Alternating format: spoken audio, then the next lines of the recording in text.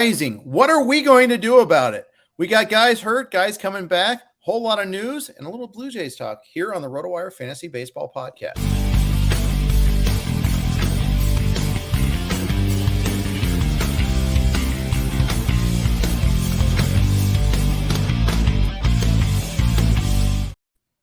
Hey, everybody. Welcome to the RotoWire Fantasy Baseball Podcast. I am Jeff Erickson here with Fred Zinkie. A lot going on in baseball, a lot going on. Me personally, I'm about to go on vacation. So we're happily doing another podcast, doing a little earlier than we usually do on Tuesdays.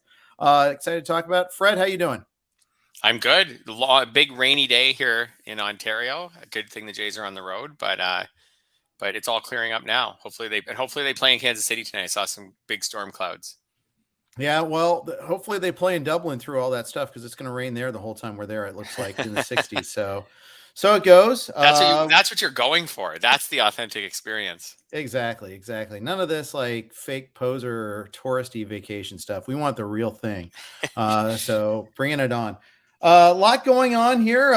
Let's discuss straight off the top some fantasy news, fantasy relevant news. Wander Franco hasn't resumed baseball activities yet. He's dealing with the quad injury.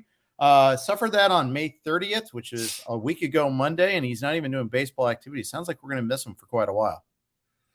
Yes. Could he be dropped in any leagues? No. I'll answer that for you. No.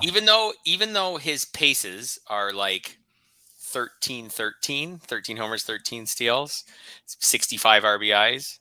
Still can't. I agree. I think he can't drop him unless he's going to miss like 8. But we already knew though, like it's the average, it's the runs. That's where you're going to really make up a lot of ground. Although the average hasn't been amazing yet. No. But I think we all know the talent is there. It would have to be like a 2-month injury before I even think about dropping him, and we're not there yet. I think that's how I feel too. 2 months, even if he's out till the All-Star break, I would keep him. Yeah, me too. Carlos Correa, another shortstop, could return. He's doing some baseball activities. Obviously, he wasn't going to come back during the Canadian series. It's always interesting to see the team roulette, the have COVID or not have a vaccination roulette. It happens with everyone there. But Correa missed all last week, basically. In fact, he did miss all the last week. It's just we didn't know until after the Monday game had started that he'd miss all the week. That's right. Yes, I do enjoy the roulette of the being exposed for you can say it's your own personal business whether you get vaccinated or not, but when you're coming to play the Blue Jays, it becomes public knowledge. Yep. Whether you were vaccinated or not. So whatever, those are the rules. Those are the rules we all live by. Those are the rules enforced by both governments, Canada and America right now. So it's funny to see which players aren't. I find it fun every time the Blue Jays start a new homestand to see which players aren't allowed to cross the border. Speaking of, though, infielders who haven't done much this year, Carlos Correa would be very high on that list with his 3 homers and no steals in 35 games. Yeah. I traded for him in a league about, 2 weeks ago. So I got 1 week of play and then 1 week of no play so far, but it's an OBP league. So I get a little extra bump there. Again, he's kind of like Wander Franco in that he's never run. He's never been a stolen base guy. So you're not getting that from him. You're hoping for the power, the RBI, and the runs. That's got to make up for everything else.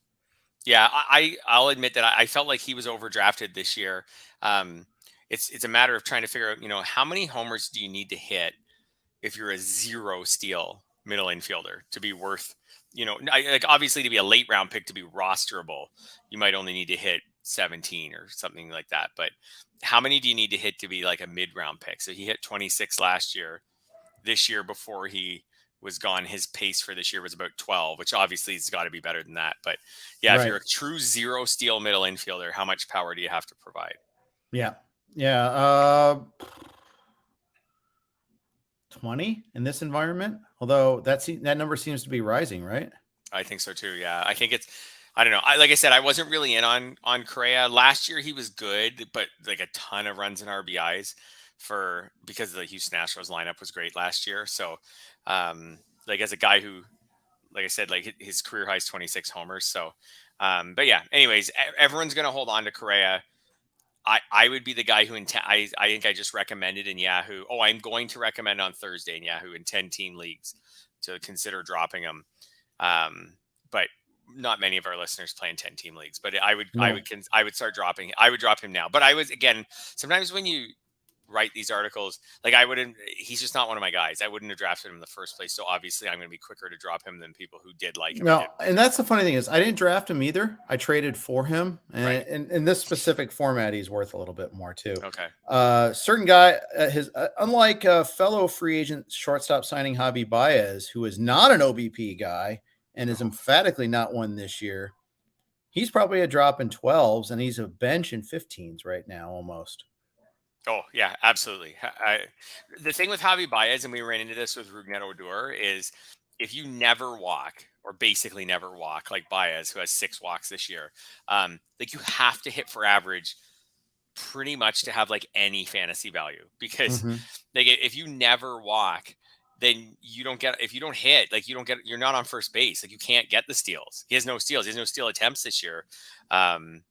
He probably hasn't been on first base that often. I can do some quick math right now. He has 21 singles all season. Ooh. So he's only been on first base 21 times. Has he been hit by any pitches yet?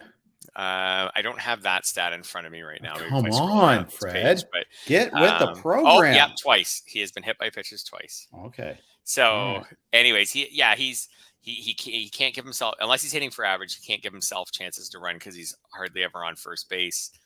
Anyways, he's been a total mess. I agree with you. I think you could consider dropping him in 12-team leagues. I wouldn't say you have to. I think it just depends on league rules, bench side. Like in a Yahoo league, maybe if you have 3 bench spots, I think you might have to drop him because you just can't use him right now. Yeah. In an NFBC, it would probably depend on how many injuries I had, whether I consider dropping him or not. Like, can I afford to just leave him on my bench for a couple of weeks and see what happens? In the tout worst style or labor, you just keep him because by the time you get rid of all your IL players, you'd have room for him. I just keep piling up those IL players, by the way, in labor. I don't, it's fun. I just added a couple more. The Monday surprise one is always one of my favorites. This week, the Monday surprise was who was it? No, it wasn't Rios. That happened during the week, but I lost another guy. Right? Okay. Oh, Bailey Ober. That was one. He had come back, and he was now back on. So wax on, wax off. He's back on. Breaking news, by the way, really breaking news. Joel Hennard posted it here in the forum. Angels have relieved manager Joe Madden of his duties. Wow. 12-game losing streaks might help that. Wow. I did not. I know that, like, obviously they've been awful lately. I did not see that. Did you see that coming at all? No. I'm not an Angels fan. Like, I'm not plugged into the Angels, but I didn't either. I'm not. I'm not like, I don't hate them. They get annoying every once in a while when Joe Madden tries to reinvent baseball. And, but at the same time, this has been a brutal stretch.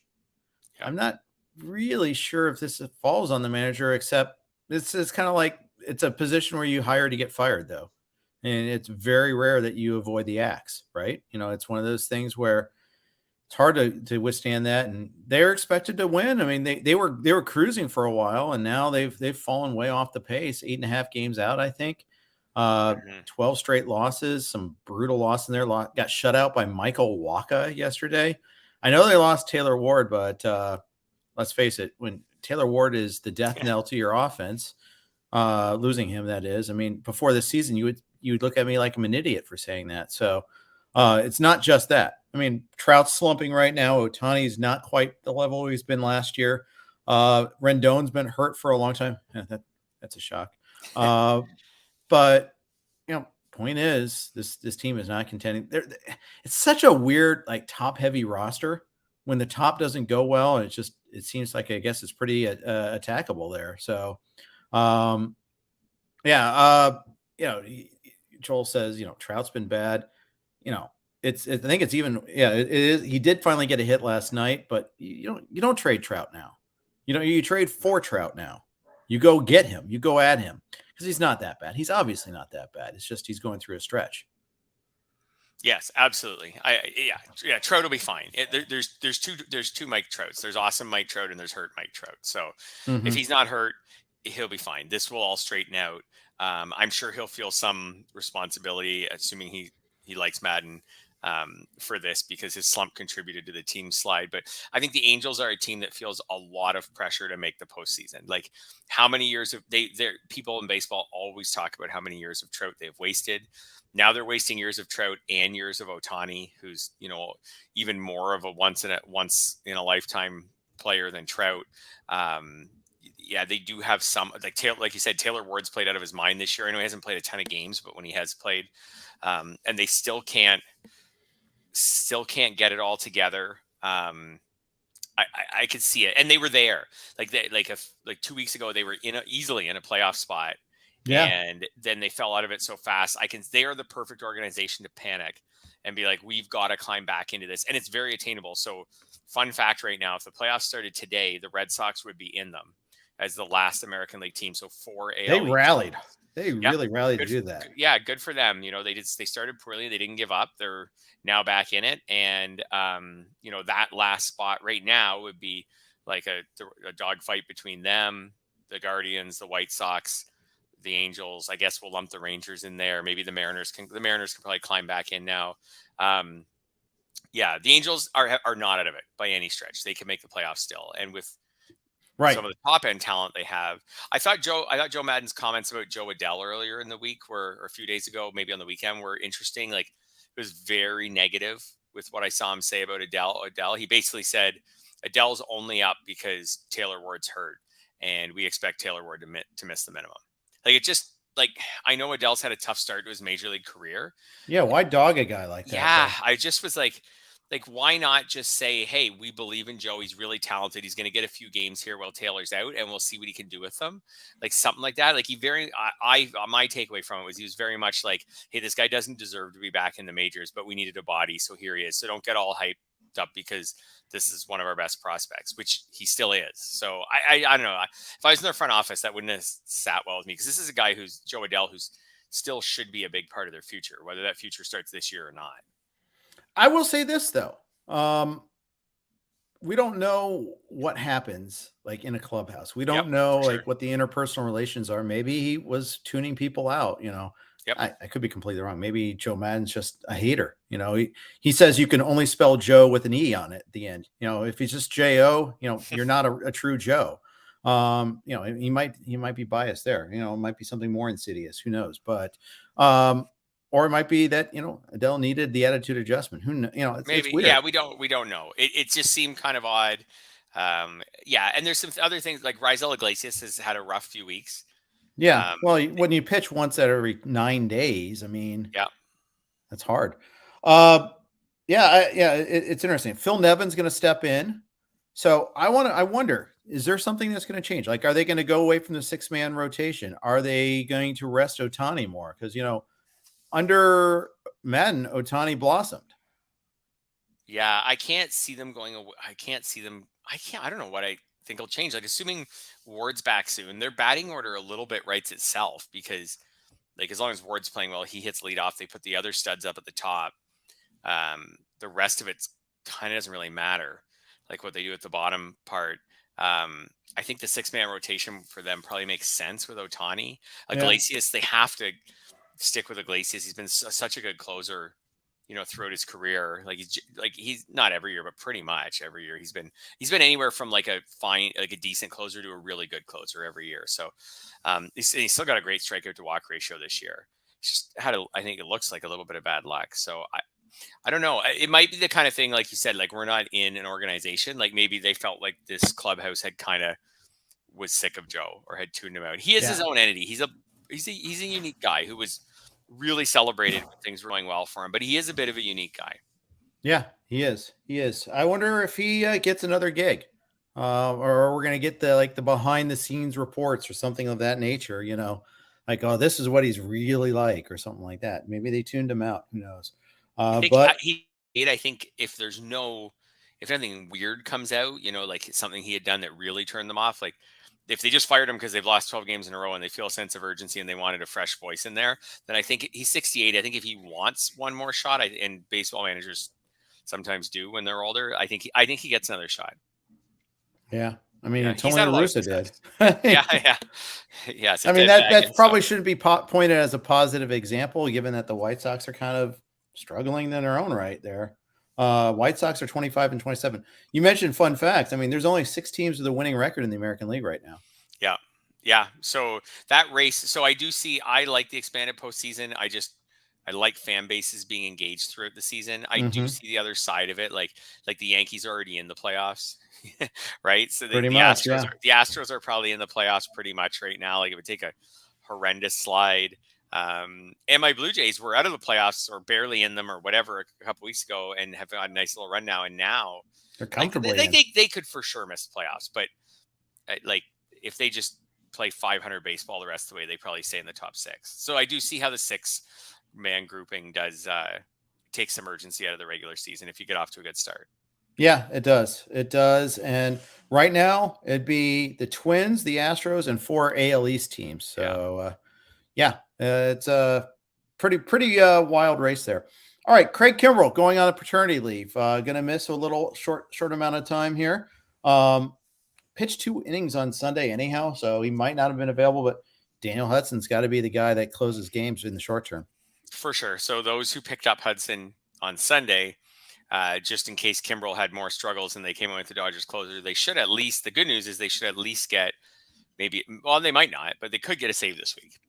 2 saves would be probably expecting a little much, but they could get a save this week. That would be great. If you picked up Hudson, who didn't go for a ton, but if you picked him up for a few bucks on Sunday night, just in case Kimbrell has more struggles, maybe you can put him in your lineup and get a save this week, and then maybe bench him next week when Kimbrell comes back and make sure Kimbrell's okay, or use him because starting pitching options in 15s at least are hard to find.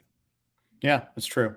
It's true. So, Kimbrell has been not that great. I picked up Hudson even on spec just because, you look at Kimbrell. I mean, he's not terrible, but he's also, he's still seems like he's wild. He, took a couple of days off to work on his command. Although you look 4 ERA, 122 whip. I mean, that's not going to kill you. 25 to 6K to walks, not going to kill you. 6 walks in 18 innings isn't great. I mean, he's only thrown 18 innings. That's part of it too. We're a third of the way into the season, and he's a low usage reliever. Yeah, he hasn't been super heavily used. 11 saves on a Dodgers team that's been great. This is what the Dodgers do though. Like they share saves. That team is going to end up generating 47 saves and he's going to have 31 or 32 or something like that, and Hudson's going to have 8, and other random guys are going to have some. So that seems to be kind of what they do, but I think he's someone who I kind of recommended buying low on him in trading leagues because it doesn't really add up. Like his strikeout to walk rate is pretty closer. He hasn't been giving up home runs. His FIP's like below 2.5. So he seems like he's fine. He's just maybe ran into a bit of bad luck or his kind of bad starts or appearances were kind of put together. And then now the team gave him that little break to kind of maybe work on his mechanics. So I think that all makes sense. But I think the Dodgers aren't going to. They did the same with Kenley Jansen last year. Like Kimbrell has 11 saves. Right now, Hudson has 4 and nobody else has any. I would guess that by the end of the year, a few other Dodgers relievers have 1 or 2. Yeah, I think that's probably right. Yeah. Also on paternity leave, Zach Wheeler for the Phillies. He isn't scheduled to make his next start until Friday anyhow. So probably it looks like he could be back for that Friday start, or at worst pushes back a day. If you're in a weekly league, Phillies didn't play yesterday, so you could still change him. Just leave him in. I agree. Yeah, home to Arizona at the end of the week. If you get burned and you don't get that at all, that would be really unusual. So I think you'll get it Friday or Saturday. Yep. Phillies have been rolling since firing Girardi, another retread manager. Again, it's just one weekend. It was against the Angels. So we'll see what happens when they're not facing a team that's on a massive losing streak. Yeah, for sure. But I think this is the bump the Angels are looking for. They're looking to put in a fresh face, just get this losing streak over with, maybe have a winning record in their next 10 games and then go from there. Yeah, exactly right. So we'll see. A couple other guys returning, Tyler O'Neill and Austin Meadows, both returning. Tyler O'Neill been a pretty big disappointment this year. For sure. Now he does have the kind of skill set where he could turn things around fast, right? We saw that last year with the 34 homers, 15 steals. I don't think anything like that's going to happen, but those power speed guys, if they get hot, if he could have a month where he hits 6 homers and gets 4 steals or something, he could turn things around fast and start piling up counting stats. So he's someone, I wouldn't say I have to buy low on him, but I'd be interested. Yeah. I hear Yeah. you on that. Yeah. Austin Meadows has not homered yet this year.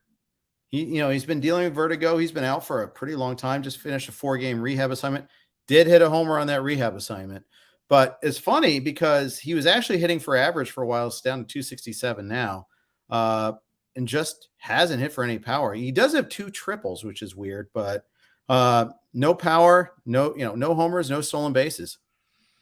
Yeah, and he's someone who tailed off last season, right? Like he started pretty well. April was fine. May was really good, and then things they weren't as good after that. Like his first half OPS was about 100 points higher than his second half OPS. So, Yep. and then just all these things adding up. Like, so his second half OPS was a little over 700. His 2020 OPS was 667. He's like one of the weirdest guys, like the most inconsistent. Like if you can figure out what to do with him from a fantasy perspective, like we had kind of written him off a bit going into 2019. Then he was awesome. Then everyone wanted him in 2020. He was awful. And then last year he was good overall because he got 106 RBIs, which is really unusual for a guy who hits 234 with 27 homers. It's a lot of RBIs. Yeah. But really overall, he was like good at the beginning, not so great in the second half. This year he's been bad, not horrible, but not good. Like his plate control is good so far this year, but like you said, no power. Maybe now that balls are flying a little better, he'll be good now. He's someone who I would add in a 12 and just see how he fares coming off the IL. Yeah, I think that's about right. Take a look. Yeah. He's not great. He's a lefty bat who's not great usually against lefties. That does hurt his overall value. Yeah, that's true. It is true. Yeah. Let's talk a little bit about a couple. I want to talk a little bit about this Houston-Seattle series going on. But before that, real quick note from our Blue Wire sponsors. All right, we always do our podcast on the Blue Wire Network. We want to throw them the ad spot there. Thanks for your indulgence. There was a bit of a benches clearing incident. I wouldn't say brawl, but benches clearing incident between the Astros and the Mariners last night. They threw behind 2 batters. Dates back to last year. Said there's some bad blood brewing. It always seems like there's these divisional matchups. You get that sort of intensity going on. But anyhow, after all that, then like the next batter, maybe even the next pitch, Julio Rodriguez went deep, cemented that game, hit a 2-run homer. It went from 5-4 to 7-4. Julio Rodriguez is just on fire right now. And, he's a guy, he's got like 17 stolen bases. We were talking about in the XM show today. He's like a $30 player right now. Yeah. I asked you the question, like, is there a chance that he could be a first-round fantasy pick next year? Like, if he finishes this year with 20 homers and 45 steals and at age 21. He's not just a first-round pick. He's a top 5 pick. You think so? You think it could be that high?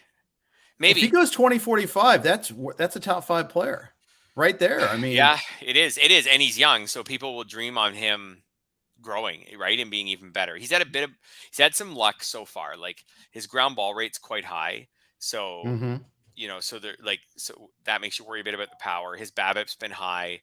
The BABIP's not totally surprising because he's so fast and he's hitting a lot of ground balls, and he can beat them out. But it's still 376 is a little high. He's probably hitting. I'm gonna guess he's hitting over his skills right now, and that he won't be a first round like it won't be this rosy all the way, and he won't be a first round pick this year. But next year I should say. But I can't at this point. I can't dismiss the possibility that it happens because, especially in the bigger contests like NFBC contests, like people are going to dream on him next year, no matter as long as he finishes this year strong. This year with 35 steals or 16 homers. Someone's going to dream on in every league that he could take the next step. Sure. I mean, they think they'll have the next Acuna on their hands.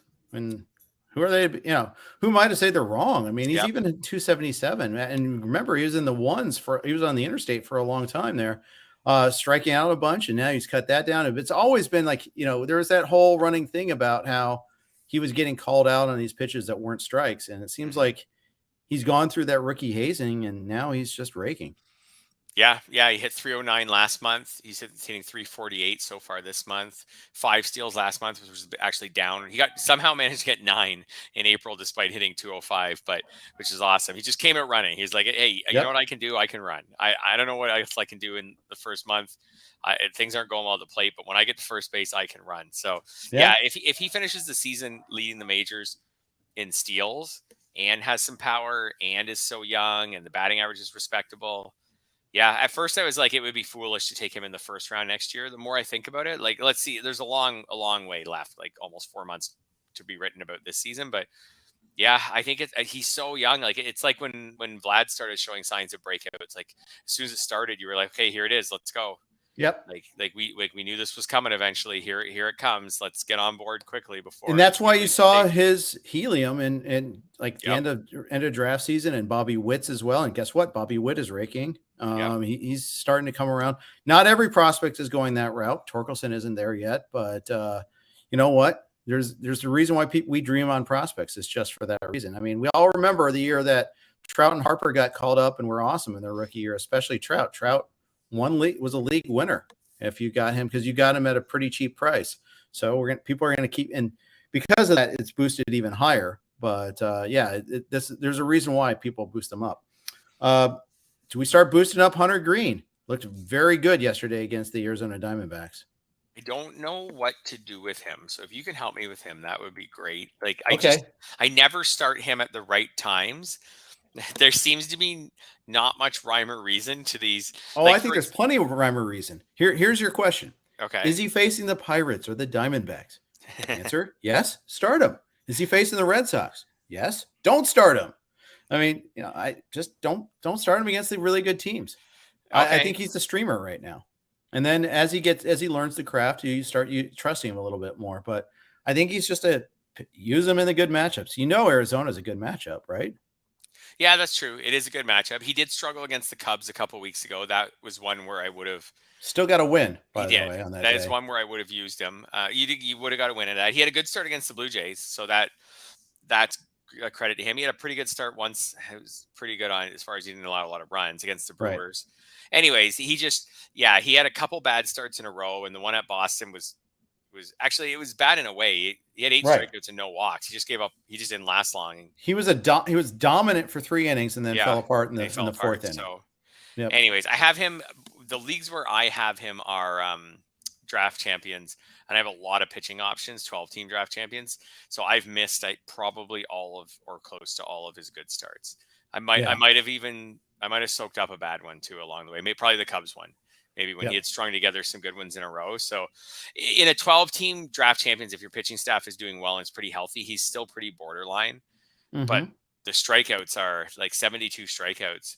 Like the ability to rack up strikeouts with him right now in a 15, I think you were saying, a streamer in a 15-team league, just for the strikeouts, you might just have to leave him in and soak up the odd bad game. Yeah, as long as it's not really bad, like the start against the Brewers in Milwaukee. That was hideous. It was actually, he's still in that start struck out. He gave up 5 homers, but he still struck out 7. That's what's amazing about it. He has struck out 6 or more in every start but one this season, and that one start was his 3rd one of his year. So you pretty much know when you start him, you're going to get like 6 to 8 strikeouts from him, and then you just cross your fingers on the ratios. And I mean, the Reds are really good now, right? So he can get some wins. Yeah, I mean, not really good, but a little better. You pair him with Adam Wainwright or something like that, so you get better ratios from Wainwright, and then you get the strikeouts from Green. You asked about pitching matchup in Anaheim last night. Noah Syndergaard versus Michael Wacha, 2 pretty low strikeout guys. Wacha has got through a complete game shutout, but he's got a 33 to 15 K to walk and about 49 innings, if I recall correctly. Thor isn't getting strikeouts, which is his stuff isn't the same as it was pre-injury. Plus, he always was a little light on the Ks for as hard as he threw. Yes, that was always the thing with Thor. I've always been kind of like an anti-Thor guy in fantasy, because I felt like the Ks the first 2 seasons were awesome, and then he had the 7-start season, and then since then the Ks were like a strikeout per inning in 2018 and 19, which is like fine, but in that environment it was just okay. It was pretty normal for a mixed league starting pitcher, but we think of him as like this guy could carry you. And he's also not usually like a super low whip guy. So his career is 116, and that's heavily influenced by his first 2 seasons in the majors. So lately since then he's been more like a 1.2 type whip guy. It's just fine. It's just not helping you. So the strikeout rate doesn't help you. The whip doesn't help you. The ERA has been kind of all over the place in recent years. Yeah, I'm not much of a Syndergaard guy. He does have 4 wins this year. at 3.69 ERA now. I don't know. I think with the low strikeout rate, he's a streamer in 12s. And at 15, I think I'd hold him. Yeah. Luis Castillo gets strikeouts, but he also is not a great whip guy. I've always noticed that compared to other aces, it's like, it doesn't help you that much there. Yeah. So anyways, it's just something that I noticed as well. Robbie Ray got a win, but I mean, his ratios are back to being regular Robbie Ray, not 2021 Robbie Ray.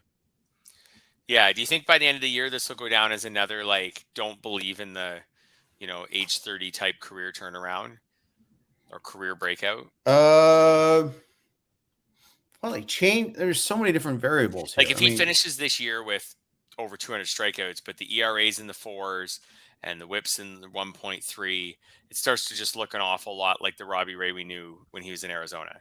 Yeah. I mean, the velocity is down a little bit, isn't it? If I recall correctly. Yeah. Yeah. I believe so. Yeah. And you should always expect a come down off of a career year. I mean, that's the baseline is you got to regress off of that. As always, Scott Pianowski saying regress to what? And I agree.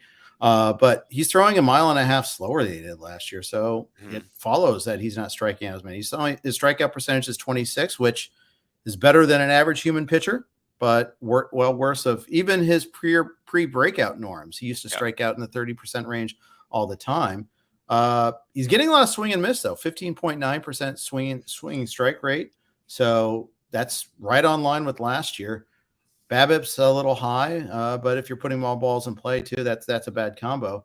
I think I would go under the hood even more, maybe go a little granular with which pitches are letting him down. But it looks like the fastball, at least a little bit there. He's getting more ground outs than he was last year. So no, he's not. He's I'm sorry, I was looking at the walk. The walk rate actually went up. That's went up. That's not good.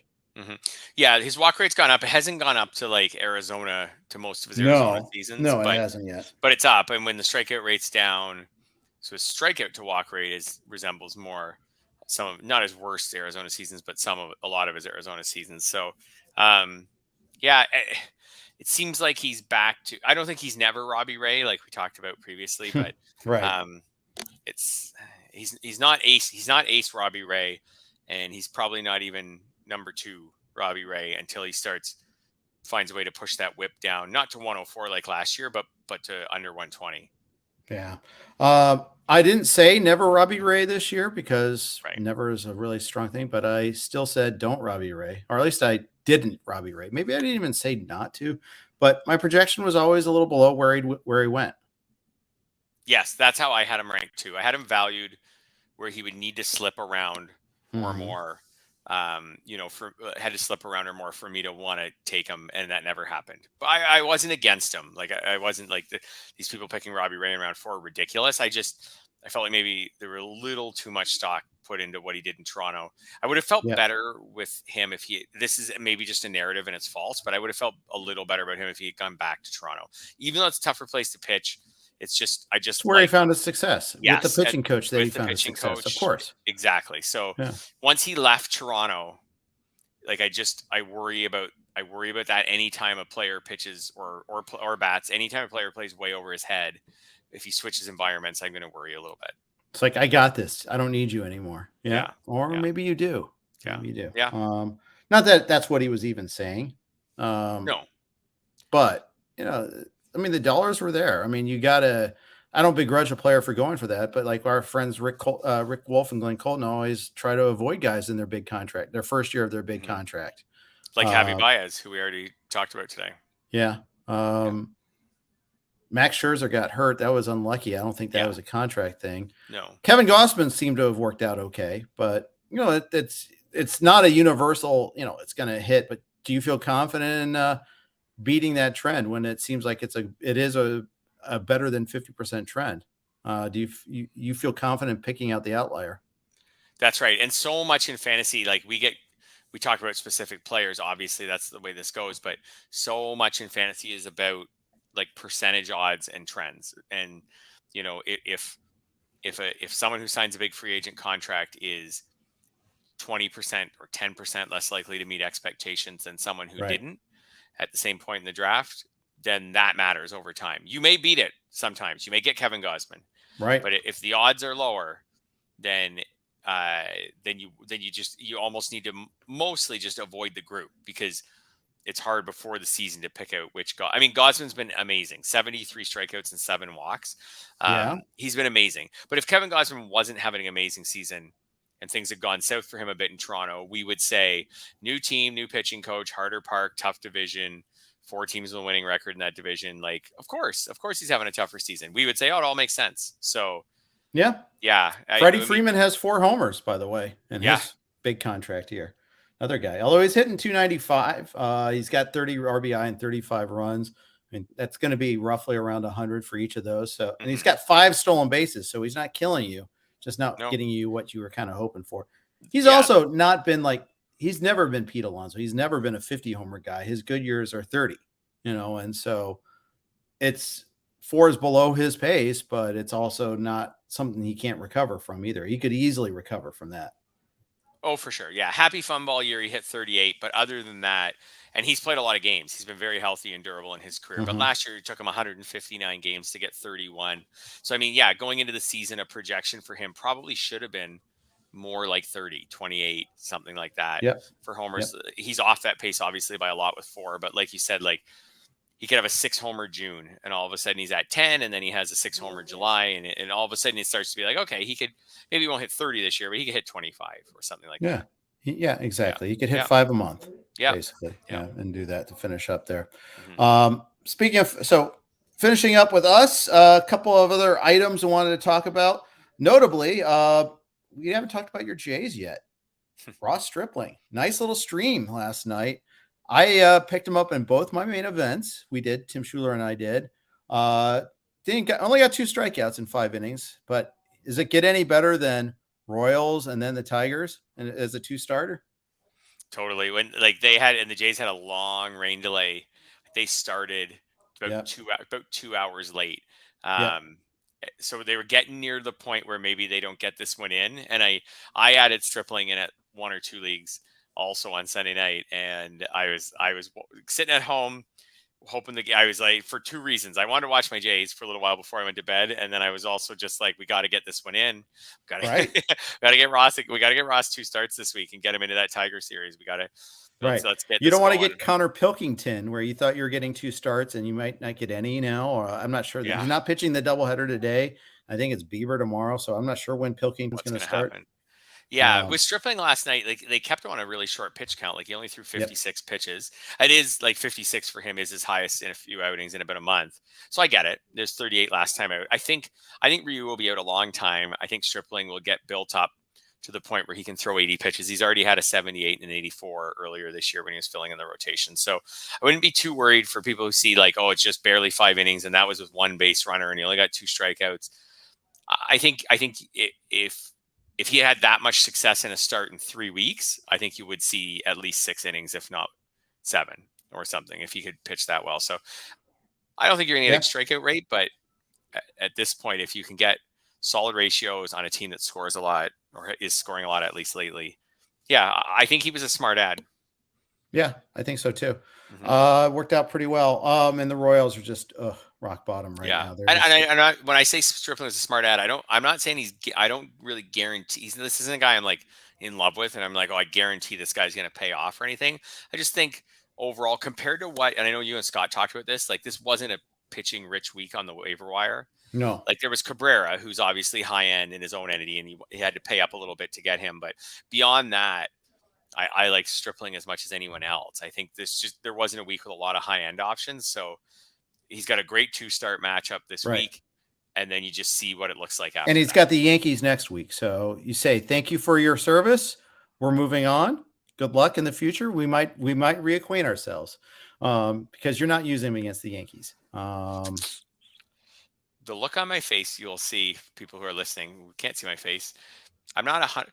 In a 15, I'm not moving on. In a 15, if the second start goes well, I'm definitely keeping him. Yeah, but you're not starting him. I would if I was absolutely desperate. No, you're not going to start him against. So, for example, I have a 15 team right now that is injury riddled NFBC team, like where it's either start him or cut him, Right. I would start him. If the Tiger start goes well, then I will take my chances on the Yankee start rather than cutting him, because I think you could get like a long time out of him. I don't think Ryu's going to be back soon. I think you could get a Oh, long I time cut out of him. Ryu. I already cut Ryu. I agree with you on Yeah. that part. So I think I'd look now. I'd also say I'd look past the Yankee start and make sure I would use him like the next week. Right. That I'd want him the next week, but I would at least consider taking the Yankee start.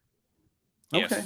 If it was that situation, like I'm more of a, like, if I don't have bench room in a 15, in a 12, I maybe cut him, but in a 15, I think I would keep him. I would be afraid if I cut him that after the Yankees start, I'd wish I had him for the next 6 weeks after that. See, I'm afraid of, it's just, you're not getting the strikeout payoff. Mm-hmm. So you could get thwacked and not even get any Ks for your time there. So that's why I'd probably move on. But you're right, though. I mean, it is tough, and that speaks to the overall run environment, which is way up in baseball for the last month or so. Mm-hmm. We're now up to 4.3 runs per game. It was at 4.00 at one point in time. 1.02 homers per team per game. It was at 0.90. Batting average is up to 240. It was 230. You don't stream anybody right now. So to your point, yeah, he might be worth a hold just to get through that week and maybe even use, because your alternatives might be worse. Yes, absolutely. I've been kind of recommending to people that be very, very careful with your pitching, coming up. And that would be the other thing with tripling is I don't like the Yankees start, but at least only one start, instead of where you use someone maybe and you get bit twice in 1 week. So yeah, I don't, like, to be clear, I don't want to use them against the Yankees. The next start would have to be amazing for me to want to do that. But fair enough. Yeah. Ready to take a couple questions before we sign off? Let's do it. All right. Jeff asks, Luis Garcia, the second baseman for the Nats, or Caleb Killian for the Cubs. Who do you like just better in a dynasty league long term? Luis Garcia. I usually go hitter, obviously, in a dynasty league. And I think Luis Garcia is an interesting, like, young player. Like, he's still probably younger than most people realize, because he's already been up in the majors a bit. But he's someone, exactly. And a couple of years ago, even, right? Yeah, that's right. So he's in his this is his third season where he'll play in the majors, and he's still only 22. So, and just barely 22. So I still think that he was doing really well in AAA when he got called up. I don't really care much about the 19 at bats so far. He is hitting 368, but 5 strikeouts, no walks. Again, I don't really care about those at bats so far. He was hitting well in AAA. He's 22. He's got some major league experience under his belt. He's never embarrassed himself in the majors. He hasn't been awesome, but he hasn't embarrassed himself. I still think he's an interesting prospect in dynasty leagues. One of 4 Luis Garcias that you can find in Yahoo's environment. I may or may not have just looked to go try to pick him up in Friends and Family, but Razbal Gray had already taken him. So I would have thought of that in a couple hours. Yeah, I bet. Yeah, that's exactly tomorrow. A couple hours plus a day. After he had like 2 or 3 hits or something like that. Finally, we got two more questions, actually. We got Jordan asks, just traded Marcus Semien and Kyle Schwarber for Rafael Devers. 10 team, good, bad, meh. I would say great. I would skip past good to say great. I mean, I know Schwarber's valuable, but yeah, knock that out. You go get Devers. That's an elite player, right?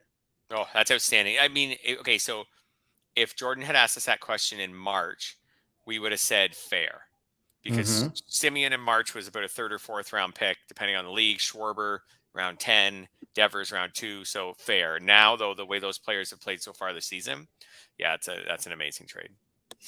And in a 10 team league, you want to consolidate. Right? Yes, you want exactly. to keep consolidating into stars and use your waiver wire. Yeah, 10 team, and that's a 10 team points league. Yeah. Finally, personal question for Fred: do you play in men's league hockey? From Anthony asks this. If so, what position and level? You don't have to ask this on the pod. I will DM. No, I will ask on the pod. Ask on the pod. I have absolutely no free time other than taking my kids to hockey to play any fun sports anymore. I try to go running 5 times a week. Other than that, I don't play any sports. I played tons of hockey growing up. I used to play tons of basketball as an adult, like in men's basketball leagues. I love playing basketball. But basically between working and fantasy work and driving my kids around, chauffeuring them to things, I have absolutely no free nights. anymore. Well, Or pretty close to it. will you resume hostilities when you start to get free nights again? Yeah, probably. Although I might, I like hockey more than basketball as a sport, like to watch and follow. I love playing basketball. As I've gotten older, I just like, I've gone through, like, when I was a teenager, I loved playing football so much. And, I don't know, as I've gotten older, I love playing basketball. I just find it an easy sport to just pick up and play, and a great workout. There you go. I Yeah. like it. Well, you'll be working out your podcast pipes. I'm not sure who your co-host is going to be next week, but it won't be me. I will not be live from Ireland. So, but fun podcast. Looking forward to chatting back with you in 2 weeks. But thanks everybody for listening. Thanks for all the comments, especially at a different time. Yeah, I like that people are jumping in even at a different time for us. So I appreciate that. Good luck in your leagues. We got the Prospect Podcast with James Anderson tomorrow. Take care.